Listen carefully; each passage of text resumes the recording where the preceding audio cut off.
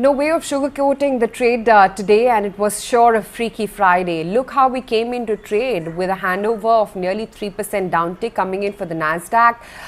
Similar was the state with Asia as well when we walked into trade.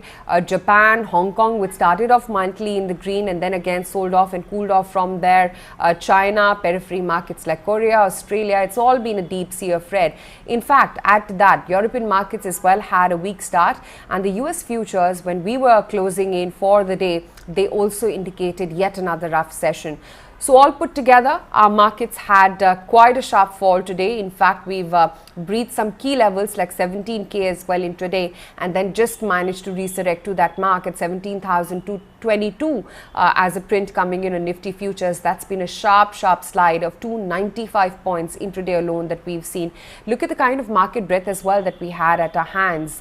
It was across the board. Only 10 F&O names, you heard me right, just 10 F&O listed names closed in the green, and rest all 181 closed in with losses for themselves. The losses were far and acute.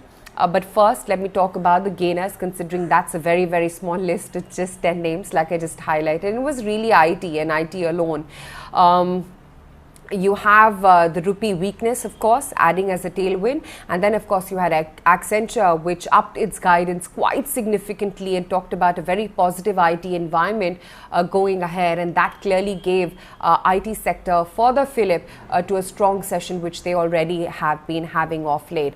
So that said, Wipro held out by 3.6%. You had an Infosys, which gapped up and then built onto that gap up, closed in with a 3% gain for itself. Some of the mid-cap IT names like Persistent, LTI, Emphasis were all significant movers in today's trading session. That said, some of the IT names also cooled off and gave up their gains. So TCS, for instance, closed in absolutely flat for itself. Tech Mahindra, for instance, closed in actually the red. Some acute pressure points today were largely the financials. They were the ones which were at the bottom of the pit, along with, of course, banks. So everything from an HFC and the entire pack, leading up from the big boy, that's HDFC, which was down 3%, Indusnd Housing, where now the deal is done and Samir Gehlot is going to exit Indusnd Housing with a residual 9.8% stake only. The company is now going to be professionally run. That stock was a rank underperformer, 8.5% lower today. You had a Canfin Homes, LIC Housing, the entire pack of HFCs was lower in trade. Add to that banks as well. So Indusnd Bank, Kotak Bank, ICICI Bank, SBI, which fell 3%. Then, of course, there were other large caps like a Reliance Industries, which was weighing heavy, a good 4% downtick there. Titan, which was down 3.5%. Unilever, ITC, there was Divi's, Tata Steel.